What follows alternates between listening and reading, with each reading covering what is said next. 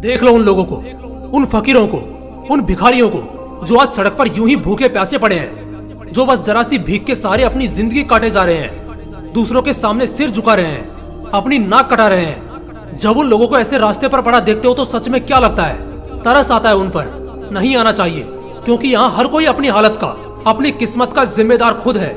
यहाँ हर किसी के पास हाथ है अपनी कहानी खुद लिखने को, हर किसी के पास मौका है अपनी किस्मत खुद आजमाने को। समाज ने बचपन से ही तुम्हारे दिमाग में एक लिमिट सेट कर रखी है, एक सीमा रेखा खींच रखी है, जिसके मुताबिक तुम कभी भी कुछ बड़ा करने से पहले कांपोगे।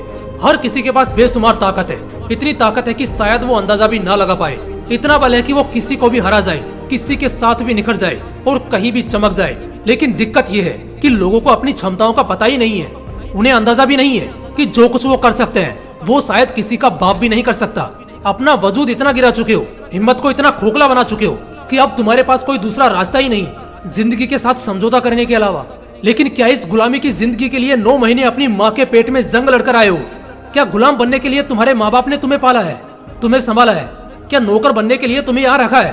क्या अपने आप को बार बार नीचा गिराने के लिए इस मिट्टी ने तुम्हें बड़ा किया है? नहीं, ऐसा नहीं है, ऐसा बिल्कुल भी नहीं है। तुम यहाँ आए हो राज करने के लिए, और इसके लिए बस अपनी मानसिकता में एक ही बात फिट होनी चाहिए, और वो है कि साला जो चाहे मर्जी कर ले, मैं तो बड़े सपने ही देखूंगा। मैंने जो ठाना है उसे पाकर ही रहूंगा, चाहे इसके लिए कुछ भी हो जाए, किसी भी तकलीफ से गुजरना पड़ जाए, किसी भी हालत से लड़ना पड़ जाए। एक बार बस खुद को ये बता देना है, खुद को समझा देना है कि बस अब बहुत हो गया। इसके बाद कोई बहाना, कोई रोक टोक नहीं। जैसा कि मैंने पहले ही कहा, यहाँ हर कोई अपनी हालत का जिम्मेदार खुद है। हर किसी के पास यहाँ हक है जिंदगी में ऊंचा उड़ने का, आगे बढ़ने का। इस हक को तुम कैसे भूल सकते हो? इस हक के साथ तुम कैसे समझौता कर सकते हो? तुम्हारे हाथों में वो जादू है कि तुम इतिहास बना सकते हो, लेकिन उस जादू को इस्तेमाल करने से पहले तुम्हें अपने दिमाग को काबू में करना होगा। फर्क समझो उन दोनों ही लोगों का, एक जिसे नौकर की तरह ट्रीट किया जाता है और दूसरा मालिक की तरह हुक्म चलाता है। क्या फर्क है उन दोनों ही लोगों में? हाँ, जन्म समय या दिनों में फर्क होगा, लेकिन शरीर में तो नहीं है। उन दोनों ही लोगों के जिस्म में एक जैसे अंग हैं, एक जैसा रंग है। मैं कहता हूँ जब एक इंसान अकेले पहाड़ तोड़ सकता है, पूरी दुनिया में प्रकाश बिखेर सकता है, चांद पर जा सकता है, एक अलग दुनिया की खोज कर सकता है, तो उसके सामने मेरे और तुम्हारे गोल तो कुछ भी नहीं है।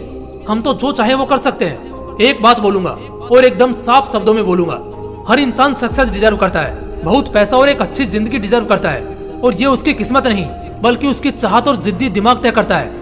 अगर आज तुम्हारे हाथ मेहनत करने को नहीं रुकेंगे तो कल पैसा गिनने में भी नहीं थकेंगे, और जिंदगी के असली मजे कुछ ऐसे ही मिलेंगे। हर इंसान के पास मौका होता है अपनी कहानी खुद लिखने का। इसके लिए पैसा, किसी और के सपोर्ट या किसी और पावर की जरूरत नहीं होती। ये तुम्हारे हाथों में होता है, सिर्फ और सिर्फ तुम्हारे ही हाथों में होता है। जब एक इंसान बच्चे के रूप में जन्म लेता है तो उसे माँ बाप पालते हैं, चलना सिखाते हैं, बोलना सिखाते हैं और इस दुनिया को टक्कर देने लायक बनाते हैं। और वो लड़का ऐसा बन भी जाता है, लेकिन जैसे ही वो थोड़ा समझदार होता है वो खुद को कष्ट देने से डरने लगता है, और यही चीज उसे दिन ब दिन कमजोर करने लगती है। और फिर वही लड़का ठीक से अपने आप को भी नहीं बचा सकता है। इसलिए तुमने भी महसूस किया होगा कि बचपन में कोई आराम नहीं करना पसंद करता, लेकिन जैसे ही थोड़ी जवानी चढ़ती है पता नहीं क्या हो जाता है, साला सिर्फ और सिर्फ आराम करने को ही दिल चाहता है। देखो दोस्त, इस दुनिया में बहुत से लोग आए जिनकी कहानी तुमने सुनी भी है, शायद कुछ ने देखी भी होगी, और आगे सदियों तक यही सिलसिला चलता भी रहेगा। अगर तुम भी उन्हीं लोगों में खुद को शामिल करना चाहते हो तो सिर्फ इतना ध्यान में रखो कि ऐसा करने के लिए कोई फरिश्ता आसमान से नहीं उतरेगा। ये तुम्हें और सिर्फ तुम्हें ही करना होगा। जरूरी नहीं हर कहानी सिर्फ जीत और लाजवाब बादशाह की हो। बहुत सी कहानियां आखिर में जीतती नहीं है, लेकिन वो बंदा अमर हो जाता है जो उस कहानी का हीरो होता है।